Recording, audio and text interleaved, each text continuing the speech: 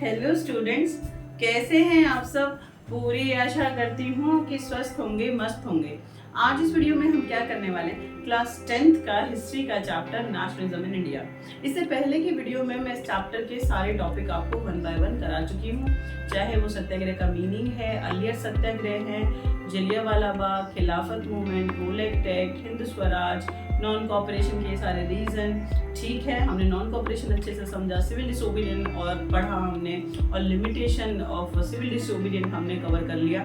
आज इस वीडियो में हम इस चैप्टर को भी कंप्लीट करेंगे और ये इस यूनिट का 4th यूनिट का लास्ट सबसे इम्पॉर्टेंट क्वेश्चन है, आता है कि सेंस ऑफ कलेक्टिव बिलोंगिंगनेस, एकता की भावना कब लोगों में पैदा हो जाती है।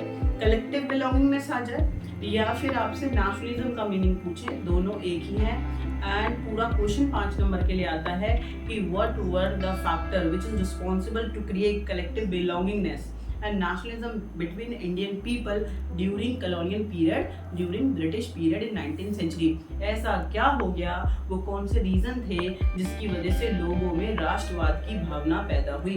रीजन तो मैं आपको समझाऊंगी ही, चारों रीजन आपके दिमाग में डाल दूंगी, लेकिन फिलहाल हम समझ लेते हैं कि नेशनलिज्म है क्या जो लोगों में पैदा होने वाला है। रीजन कौन से हैं जिसकी वजह से लोगों में राष्ट्रवाद की भावना बढ़ी। नेशनलिज्म क्या होता है? Nationalism, this is the feeling. It is automatically created when country people believe कि they all are belong from same nation. ये अपने आप पैदा हो जाती है जब लोगों में ये दिमाग, ये समझ पैदा हो जाती है कि वो एक राष्ट्र से जुड़े हुए हैं। कब हमारे देश के लोगों को, अलग अलग जाति धर्म के लोगों को, अलग अलग कम्युनिटीज को कब लगा कि हम सब एक राष्ट्र से जुड़े हुए हैं? कब उनमें नेशनलिज्म की भावना पैदा हुई? When they united, started struggle against Britishers. देखो, चाहे हिंदू थे, चाहे मुसलमान थे, चाहे औरत थे, चाहे किसान थे, चाहे मजदूर थे, सारे की सारे एक्सप्लॉइट थे अंग्रेजों से, सब परेशान थे। ठीक है, टैक्सों की वजह से या और रीजंस की वजह से पॉलिसीज उनके इतने खराब थे कि ऐसी कोई कम्युनिटी भारत में नहीं थी, चाहे वो ट्राइब्स हैं, चाहे वर्कर्स हैं, चाहे पीजेंट्स हैं, कोई भी अंग्रेजों से सुखी था तो बता दो। अंग्रेजों से तो सभी दुखी थे, है ना। तो जब सबको एक जैसा दुख था, थे अलग जाति धर्म के लोग, तो all are united against Britishers and started united struggle against Britishers.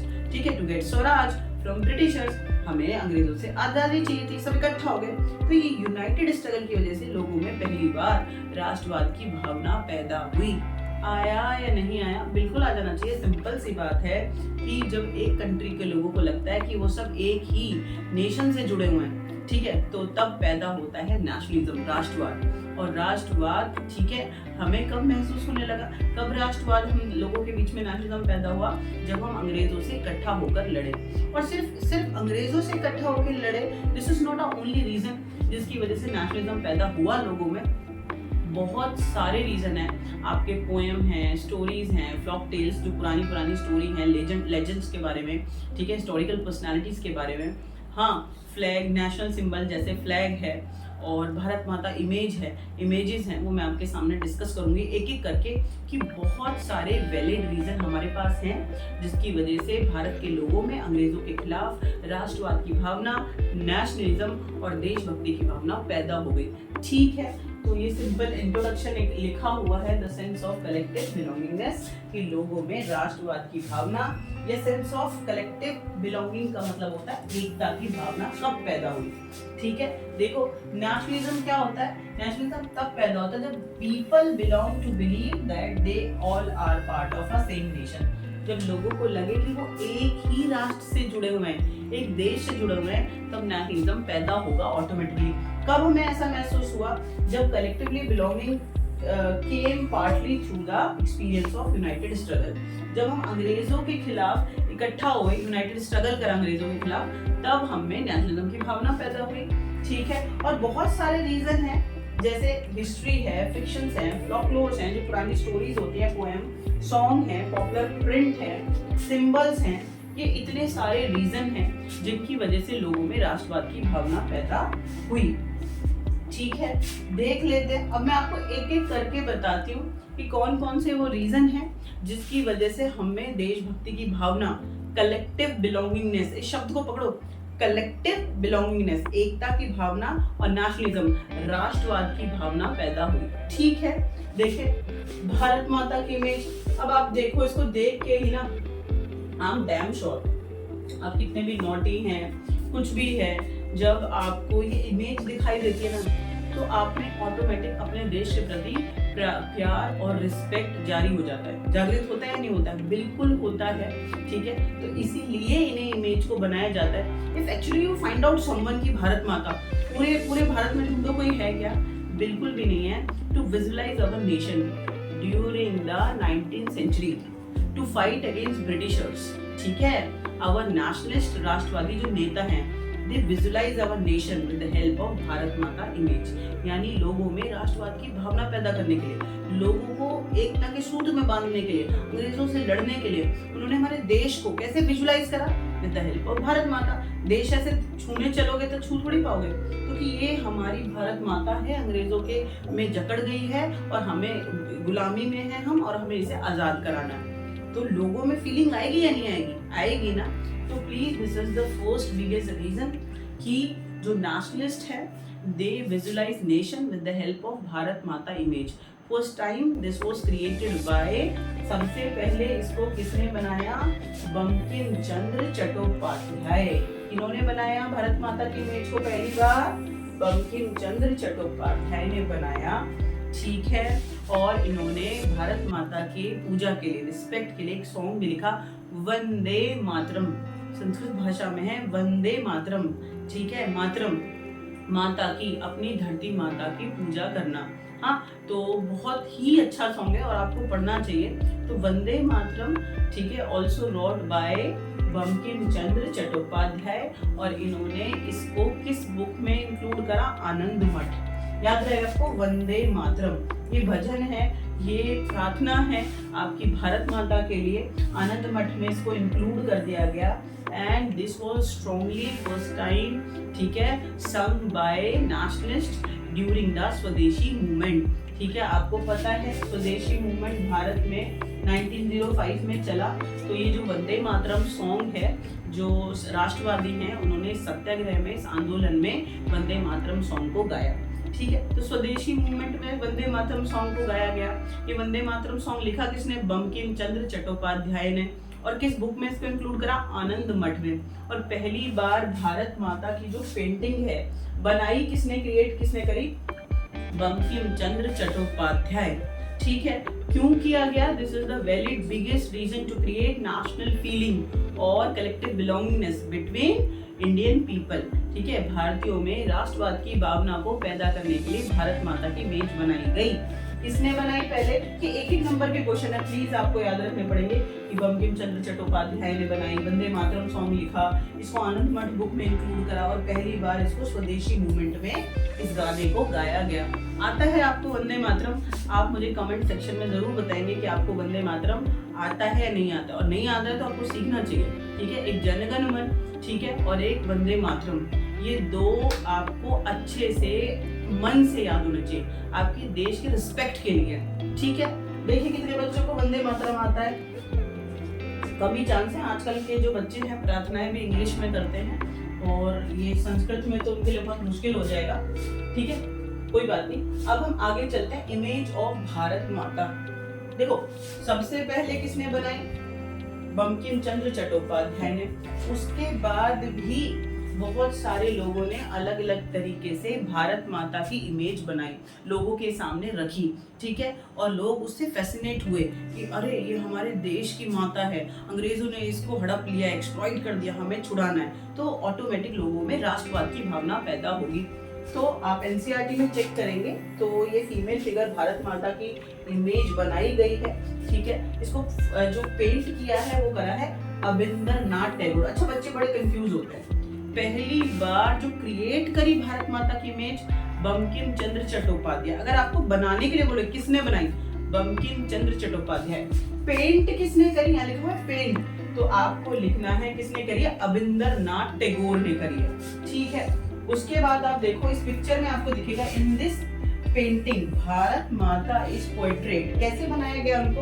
As the aesthetic figure, she is calm, मतलब बहुत सन्यासिनी के रूप में उनको दिखाया गया, शांत दिखाया गया, काम, कंपोज, डिवाइन और स्पिरिचुअल एक रिलीजियस फॉर्म में शांति से एक सन्यासिनी के रूप में भारत माता को प्रेजेंट किया गया है। और इसके बाद अलग अलग पेंटर्स ने भारत माता की पेंटिंग बनाई है अलग अलग तरीके से, लोगों को फैसिनेट करने के लिए, लोगों में राष्ट्रवाद की भावना पैदा करने के लिए। तो मुझे लगता है कि बहुत ही अच्छा फैक्टर है, तरीका है लोगों को जागृत करने के लिए, देश से जोड़ने के लिए। तो this is the first biggest reason, Bharat Mata image, ठीक है, कि लोगों में राष्ट्रवाद की भावना पैदा की जाए। भूलेंगे आप इसको? बिल्कुल नहीं भूलेंगे, एग्जाम पर्पस से भी जरूरी है और आप में राष्ट्रवाद की भावना, देशभक्ति की भावना पैदा करने के लिए भी जरूरी है, ठीक है। जोड़ लो भाई, एक बार हाथ जोड़ लो, बहुत जरूरी है। इंडियन फ्लोकलोर, जहाँ रहते हैं उसकी रिस्पेक्ट तो जरूरी है ना भाई। चलो आगे चलते हैं। दूसरा रीजन है इंडियन फ्लोकलोर। क्या होता है फ्लोकलोर? यानी आपका पूरा कल्चर, ठीक है, जिसमें जो आपके पूरे लेजेंड्स हैं उनके बारे में पोएम के थ्रू, सॉन्ग के थ्रू, पेंटिंग्स के थ्रू, स्टोरीज के थ्रू, कि आप अपने इतिहास को समझ सके कि कितना फ्लरिश है ना। अगर आपको ये बोला जाए कि आपका इतिहास खराब है, आपके जो जनरेशन थी, जो पुरानी पीढ़ियां थी, वो तो बेकार थे, उन्होंने कुछ नहीं करा, तो आपके दिमाग में भरा जा सकता है पेंटिंग्स के थ्रू, ड्रामा के थ्रू, आपको लगेगा हाँ भी बेकार ही थे तो हम भी बेकार ही हैं। और जब आपको ये दिखाया जाए उनके थ्रू कि नहीं, आपका कल्चर बहुत महान है, बहुत आपने ग्लोरीफाई किया है, हर क्षेत्र में आपने बहुत विकास किया है, तो फिर आप में जुनून आ जाएगा कि हम तो बहुत आगे थे, है ना, जो कि सच में हम थे। हमारा जो कल्चर है वो बहुत रिच है, बहुत वास्ट है ना, बहुत ज्यादा डाइवर्स है। तो जो नेशनलिस्ट है उन्होंने दूसरा लोगों में राष्ट्रवाद की भावना पैदा करने के लिए यूज किया इंडियन फ्लोकलोर का, ठीक है। तो आपके रिच कल्चर को आपके सामने रख दिया। पहला क्या करा? पहला रीजन है कैसे लोगों में राष्ट्रवाद की भावना पैदा करी, भारत माता इमेज से। दूसरा क्या है? फ्लोकलोर से। तो during the late 19th century our nationalist travel village to village. एक इम्पॉर्टेंट इन्फॉर्मेशन, अगर आपको 9th और 10th क्लास के सोशल साइंस के नोट्स चाहिए या आपको 11th और 12th क्लास के हिस्ट्री और पॉलिटिकल साइंस के नोट्स चाहिए, तो फिर आप मेरे नॉलेज हब ऐप को ज्वाइन कर सकते हैं या आप मेरे टेलीग्राम लिंक को ज्वाइन कर सकते हैं। दोनों आपको डिस्क्रिप्शन बॉक्स में मिल जाएगा लिंक। आप यहाँ से इजी लैंग्वेज में बहुत अच्छे से एक्सप्लेनेशन है नोट्स में, आप पढ़ सकते हैं। तो आपकी जो स्टडी का जो पूरा रास्ता है वो बहुत आसान होने वाला है। आप वीडियोस को देखते रहो, नोट्स को पढ़ते रहो और खुश रहो, और आपका एग्जाम अपने आप बहुत अच्छा होने वाला है, ठीक है। जो हमारे राष्ट्रवादी हैं, जो हमारे नेता हैं, जो अंग्रेजों के खिलाफ लड़ रहे थे, वो गांव गए and they collect what, past की जो स्टोरीज हैं, लेजेंड की, पोएम्स हैं, सॉन्ग्स हैं, है ना, मिस्ट्रीज हैं, उन सबको कलेक्ट करा, हाँ, and present in front of Indian, सब लोगों के सामने रखा ताकि हम समझ सके। We proud our history, we proud our culture, कि हम अपने जो इतिहास है, जो हमारा देश है, उस पर हम प्राउड कर सके, ठीक है। और जब प्राउड करेंगे तो हम हमारे अंदर अपने आप हिम्मत आ जाएगी अंग्रेजों से लड़ने की। आया या नहीं आया? बिल्कुल आ जाना चाहिए, छोटी सी बात है, कोई बड़ी बात नहीं है। कि late 19th century India nationalist begin to recording folk tales, ठीक है। आपकी पूरा फ्लॉक टेल्स में आपके पोएम, सॉन्ग, स्टोरी सब आ जाता है, sung by the bards and they tour village together, folk songs and legends, ठीक है। जो नेशनलिस्ट है लेट 19th सेंचुरी में अलग अलग जगह पे घूमे, ट्रेवल किया और उन्होंने जो हमारी फ्लॉक टेल्स हैं, सॉन्ग, स्टोरी, पोएम, उन सबको इकट्ठा कर लिया। इन बंगाल में देखें, एग्जाम्पल से समझो, रविंद्रनाथ टैगोर एक नंबर का अलग से आ जाता है। रविंद्रनाथ टैगोर ने क्या किया बेटा बंगाल के अंदर? बंडल्स और नर्सरी राइम्स और मिथ्स आप समझते हैं, रहस्य, ठीक है, और कि जो बहुत ही ज़्यादा फैसिनेट करती हैं बच्चों को स्टोरी, कि ऐसा हुआ होगा और ऐसे कोई मतलब कोई अजीब सी कहानियाँ जो होती हैं रहस्य वाली, तो मिथ्स के बारे में। और जो नर्सरी राइम्स हैं, ये सब क्या नाम है? रविंद्रनाथ टैगोर बंगाल से हैं। इन्होंने बहुत इन सबको इकट्ठा करा और लोगों के सामने प्रेजेंट करा। बात समझ में आ गई आपको? ताकि लोग अपने जो पास्ट है, अपना जो कल्चर है, उसको समझ सकें, जुड़ सकें और लोगों में राष्ट्रवाद की भावना पैदा हो। एक नाम ये है। और दूसरा है मद्रास में। बंगाल में रविंद्रनाथ टैगोर हमारे जो रिच कल्चर है, हमारा रिलीजन, हमारे आर्टिफैक्ट, हर चीज उसको समझाने की कोशिश कर रहे हैं रविंद्रनाथ टैगोर बंगाल से। और जो मिथ्स हैं, जो राइम्स हैं बच्चों की, पोएम्स, उनको इकट्ठा करके लोगों के सामने रख रहे हैं। दूसरा नाम है मद्रास में नंतेश शास्त्री। क्या नाम है? नंतेश शास्त्री। ठीक है, इन्होंने जो साउथ इंडिया का कल्चर है उसको 4 बल्कि वॉल्यूम्स में रख दिया। ठीक है, क्या नाम है जरा देखो। 4 भारी किताबें उन्होंने तैयार करी, collection of the Tamil folk tale. Tamilians का जो कल्चर है, उनकी स्टोरी, उनके पोएम, उनके लेजेंड्स, उस सबको पूरा 4 किताबों में प्रेजेंट कर दिया नंतेश शास्त्री। याद रहेगा? ठीक है, तो Tamil folk tale, the folklore of the southern India, दक्षिण भारत का कल्चर। ठीक है, टाइटल देखो, the folklore of the southern India, दक्षिण भारत के कल्चर को लोगों के सामने रख दिया। नंतेश शास्त्री हैं, रविंद्रनाथ टैगोर हैं और सो मेनी नेशनलिस्ट। वो ये ऐसा क्यों कर रहे हैं? क्यों? जो पुरानी स्टोरीज हैं, लेजेंड हैं, ठीक है, जिन्होंने इतिहास में बहुत चीजें अचीव करी है, क्यों आपके सामने रख रहे हैं इन स्टोरीज को? ताकि आप में एंथुसियाज्म पैदा हो, आप प्राउड फील करो अपने कल्चर के ऊपर और आप अंग्रेजों से लड़ने की आप में हिम्मत आए। तो होपफुली यू अंडरस्टैंड कि during the 19th century nationalists travel different villages and collect flock tales, poems, songs और जो स्टोरीज हैं, लेजेंड हैं, उनकी स्टोरीज को इकट्ठा कर कर आपके सामने रख रहे हैं। ठीक है, उनमें बड़ा नाम किसका है? रविंद्रनाथ टैगोर बंगाल से, एक बड़ा नाम है मद्रास से नंतेश शास्त्री। याद रहेगा? बिल्कुल याद रहना चाहिए, कोई दिक्कत वाली बात नहीं है। तो एक फैक्टर हमने पढ़ लिया, भारत माता इमेज। दूसरा हमने पढ़ा फ्लॉक लोर, यानी रिच कल्चर को समझना विद द हेल्प ऑफ आपकी पुरानी जो स्टोरी है। देखो, छोटी सी बात ऐसे समझो, अगर आपको ये अब भी समझ नहीं आया, झांसी की रानी देखे हैं आपने? उत्तर प्रदेश में झांसी और वहां की रानी लक्ष्मीबाई। ठीक है, तो आपने देखा है उनको? नहीं, लेकिन आपने एक सॉन्ग सुना होगा, ठीक है, कि झांसी वाली रानी को भूल ना जाना। हाँ, और कैसे वो अपने बच्चे के साथ लड़ी अधिकार के लिए अंग्रेजों से। तो ये सारे बच्चों को ये स्टोरी पता है। क्यों सुनाई जाती है, क्यों सॉन्ग गाया जाता है? ताकि आप में जोश पैदा किया जा सके अपने देश के प्रति। आया आप समझ में कि वो एक लेजेंड है और वो आप तक पहुंचाना जरूरी है, ताकि आप जुड़े अपने देश से कि इतनी वीरांगना, इतने वीर हमारे देश में पैदा हुए हैं। आया या नहीं आया? बिल्कुल आ गया होगा। तो आपको आपके देश से जोड़ने के लिए, राष्ट्रवाद की भावना पैदा करने के लिए, ठीक है, 2 चीजों का इस्तेमाल हम कर चुके हैं। एक है भारत माता इमेज और एक है फ्लॉक लोर। ठीक है, आगे चलते हैं। और क्या इस्तेमाल करा हमने? सिंबल्स कुछ जो हमने इस्तेमाल करे हैं, उनमें बेस्ट है फ्लैग। फ्लैग को आप समझो, बहुत अच्छे से आपको समझ में आ जाएगा। देखो, आज भी आप अपने देश के जब झंडे को देखते हैं, नेशनल फ्लैग को, रिस्पेक्ट आती है? बिल्कुल आती है। ठीक है, और आनी भी चाहिए।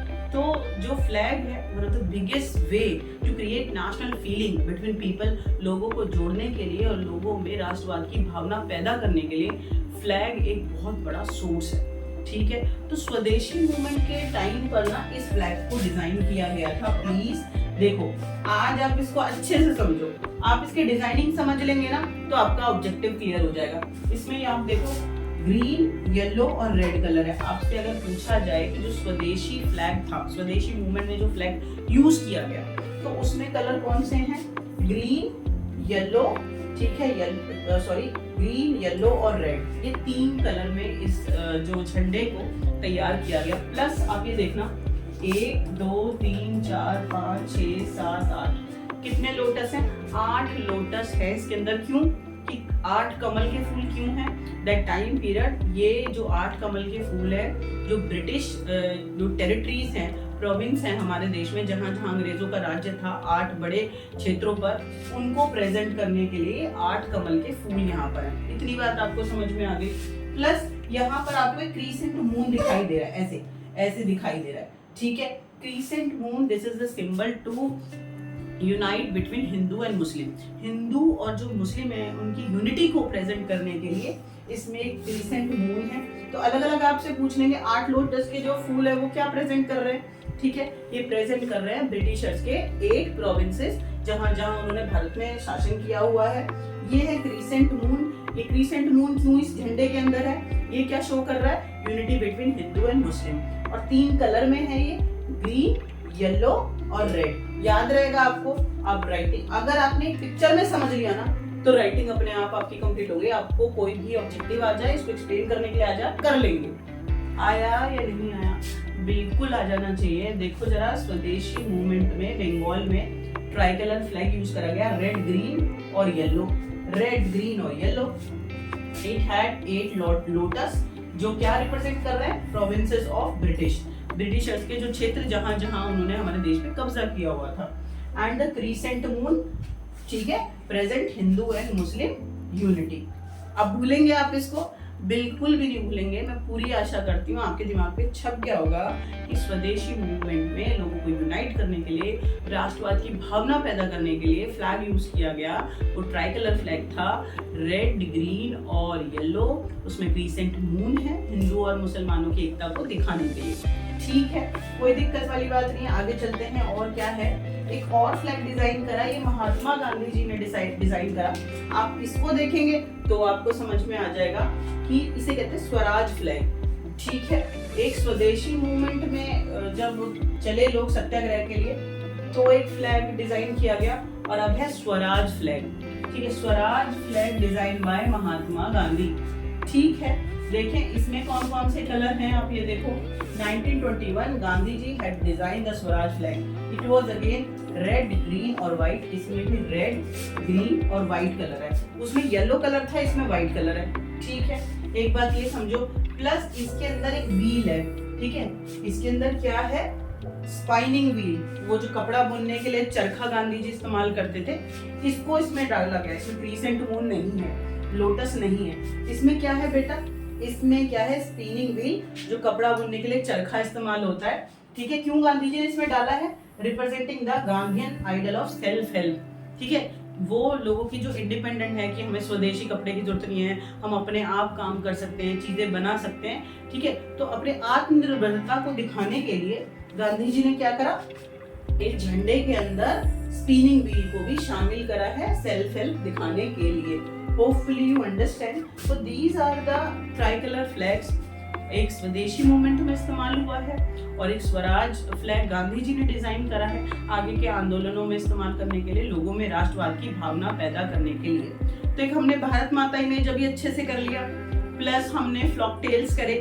ठीक है, स्टोरीज के थ्रू, लेजेंड्स के थ्रू, सॉन्ग्स के थ्रू, पोएम्स के थ्रू लोगों को अपने देश के ऊपर प्राउड कराया जा सकता है, उनमें राष्ट्रवाद की भावना पैदा की जा सकती है। फिर तीसरा हमने सिंबल्स में करा कि सिंबल्स बहुत इंपॉर्टेंट होते हैं देश के, उससे लोगों में राष्ट्रवाद की भावना, नेशनलिज्म पैदा किया जा सकता है। और जिसमें है फ्लैग, एक मैंने आपको स्वदेशी फ्लैग समझा दिया, एक मैंने स्वराज फ्लैग जो गांधी जी ने डिजाइन करा वो मैंने आपको समझा दिया। आया या नहीं आया, बिल्कुल आ जाना चाहिए, कोई टेंशन वाली बात नहीं है। आप बस मजे से सुनते रहो, स्टोरी को इमेजिनेशन में रहो और आप नहीं भूलेंगे। ठीक है, अभी हम चैप्टर के बिल्कुल लास्ट पे आ गए हैं। लास्ट फैक्टर है री इंटरप्रिटेशन ऑफ हिस्ट्री। हिस्ट्री की दोबारा से व्याख्या करना। एक बार लिख लो, 4 बार लिख लो, 50 बार लिख लो, क्या फर्क पड़ता है, बहुत जरूरी थी। सी अवर नेशनलिस्ट री इंटरप्रिटेशन अवर हिस्ट्री, उन्होंने हमारे इतिहास को दोबारा लिखा और लोगों तक पहुंचाया। क्यों, अंग्रेजों ने लिख तो दिया था, क्या टेंशन है। See Britishers wrote our history and show us कि we are primitive, we are incapable to run our administration. हम बिल्कुल बेकार है, हमारे अंदर कोई भी क्षमता नहीं है, हम अपने प्रशासन को नहीं संभाल सकते, हम पुराने हैं, भद्दे हैं। देखो भाई, उन्होंने तो ये सब हमारे बारे में लिख डाला। अब जब आप इतना देखो बेटा, जो आपको दिखाया सिखाया जाएगा ना वो आप मानना शुरू कर देंगे। अगर आपको रोज बोला जाए ना, रोज आप गंदे हो, आप गंदे हो, आपको कुछ भी नहीं समझ है, तो फिर बेटा आप इस बात को ध्यान से समझो कि आप में वो चीज आने लगेगी। अगर रोज आपको गंदा गंदा बोले और जब आपको बोले नहीं तू अच्छा है, तू बहुत अच्छा है, तुम कर सकते हो, तो फिर आप में फील, हाँ मैं तो अच्छा हूँ, मैं तो कर सकता हूँ। तो ये बात आपको बहुत आज ध्यान से समझनी पड़ेगी कि अंग्रेजों ने जो हमारा इतिहास लिखा उसमें हमें बहुत ही ज्यादा पिछड़ा हुआ दिखाया कि वो बहुत एजुकेटेड है, वो हमारा भला कर रहा है, हमें तो कुछ नहीं आता। तो रीइंटरप्रिटेशन जरूरी थी। ठीक है, अगर लोगों में राष्ट्रवाद की भावना पैदा करनी थी तो जो हमारे नेशनलिस्ट हैं उन्होंने दोबारा इतिहास लिखा और बताया कि we are glorified in every field, we flourish in every field. ठीक है, चाहे वो आर्ट है, मैथमेटिक्स है, साइंस है, आर्किटेक्चर है, हर जगह कल्चर है, हमने फ्लरिश कराया। हमने एंशिएंट और मेडिवल जो टाइम पीरियड है अंग्रेजों से पहले वाला टाइम, उसमें हमने हर फील्ड में बहुत ज्यादा डेवलपमेंट करा है। ठीक है, क्यों ऐसा लिखा गया और जबकि ऐसा था भी, इसलिए ये सच्चाई लोगों के सामने रखी गई ताकि लोगों में एंथुसियाज्म आ जाए। They proud on their history, ठीक है, and they collect courage to fight against Britishers. जब लोगों में हिम्मत आ जाएगी ना, नहीं हम तो वीरों की औलादे हैं, हमने और जो एंशंट में और जो हमने मेडिवल में जो लड़ाइयाँ करी हैं और जो इतनी ताकत थी हमारे अंदर, जब हम उसके बारे में पढ़ेंगे ना, वीर और वीरांगनाओं के बारे में, लेजेंड्स के बारे में, तो फिर हम प्राउड फील करेंगे और हम में अंग्रेजों से लड़ने की ताकत आ जाती, राष्ट्रवाद की भावना पैदा हो जाती। इसीलिए रीइंटरप्रिटेशन किया गया, इतिहास को दोबारा व्याख्या की गई। आया या नहीं आया?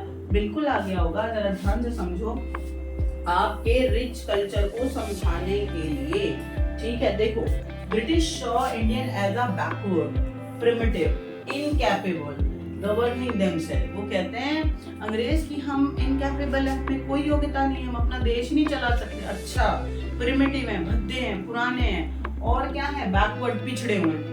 ये उन्होंने हमारे बारे में लिखा है। हम अब कभी भी ऐसा नहीं था। हमारा बहुत डाइवर्स और यूनिफाई कल्चर है, बहुत अलग, अद्भुत। Nationalists brought about glorious development in ancient time. Art, architecture, mathematics, religion, culture, law, philosophy, craft, trade had flourished. यानी फ्लरिश्ड, हमने हर क्षेत्र में, मैथ हो, साइंस हो, कल्चर हो, आर्ट हो, आर्किटेक्चर हो, हमने हर जगह उत्थान करा। नेशनलिस्ट ने ऐसे रीइंटरप्रेटेड इतिहास को कर दिया, ठीक है। क्यों करा? Glorious time, there is a view was the followed by a history decline when India was colonised. क्योंकि जब हम कॉलोनाइज्ड हुए, जब अंग्रेजों ने हमें अपना गुलाम बना लिया, तो उन्होंने हमारे इतने ज़्यादा जो फ्लरिश कराए, हमने इतना ज़्यादा उत्थान, डेवलपमेंट कराए एंशिएंट और मिडिवल टाइम पीरियड में, वो तो अंग्रेजों ने छुपा दिया, हमें गंदा बता दिया, हमें बैकवर्ड बता दिया। तो रीइंटरप्रिटेशन करना ज़रूरी है ना। तो जो रीराइट करा हमारे इतिहास को, नेशनलिस्ट ने करा, दोबारा लिखा और बोला कि नहीं भैया, हम बहुत ही, हमारा रिच कल्चर है, हमने हर क्षेत्र में हमने फ्लरिश करा है, बहुत ज़्यादा हम आगे थे। आया या नहीं आया? ठीक है। और इससे लोगों में राष्ट्रवाद की भावना पैदा हुई कि अंग्रेज तो गलत बता रहे हैं, हमारा इतिहास तो बहुत गौरवशाली है, ठीक है। तो these are some factors which is help to create collective belongingness and nationalism between people. कौन कौन से हैं, एक बार दोबारा बोलो। भारत माता की इमेज, ठीक है, वो लोगों के सामने रखी गई। फ्लॉकलोर्स, यानी आपके जो लेजेंड्स के बारे में स्टोरी हैं, पोएम हैं, सॉन्ग हैं, कल्चर है, उसको आपसे रूबरू किया गया। और तीसरा काम क्या किया गया? जो ट्राइकलर फ्लैग्स हैं, स्वराज फ्लैग जो गांधी जी ने बनाया, स्वदेशी मूवमेंट में जो फ्लैग यूज किया गया, उससे लोगों में राष्ट्रवाद की भावना पैदा हुई। और री इंटरप्रिटेशन ऑफ हिस्ट्री, इतिहास को दोबारा लिखकर आपके सामने रखा गया। जो अंग्रेजों ने रखा, उससे आपका दिमाग बिल्कुल डाइवर्ट हो जाएगा। अब आपने आपको बहुत ज़्यादा छोटा समझोगे कि हाँ सच में हम खराब है, लेकिन उसको दोबारा लिखकर आपको समझाया गया कि ऐसा बिल्कुल भी नहीं है, ठीक है। तो री इंटरप्रिटेशन हिस्ट्री, ये सारे फैक्टर हैं जिससे लोगों में राष्ट्रवाद की भावना पैदा हुई। आज ये चैप्टर बिल्कुल खत्म हो गया। मैं पूरी आशा करती हूँ कि आपके दिमाग में भर गया होगा। आज के बाद आप अपने देश के ऊपर बहुत प्राउड करेंगे। आपको समझ में आया होगा कि लोगों में एकता की भावना आई, अंग्रेजों से जमकर लड़ाई हुई और आज आप एक आज़ाद भारत में रहते हैं और आपको इस आज़ादी का महत्व समझना चाहिए। इतने लंबे संघर्ष के बाद, 200 साल लंबे संघर्ष के बाद आपको आज़ादी मिली, इसकी इम्पोर्टेंस को समझो, एजुकेशन को समझो, पढ़ते रहो, खुश रहो, व्यस्त रहो। और मेरी नेक्स्ट वीडियो तक के लिए आप कंटिन्यू पढ़ेंगे। खेलो कूदो खाओ सब ठीक है, पढ़ना भी बहुत ज़्यादा ज़रूरी है, ठीक है।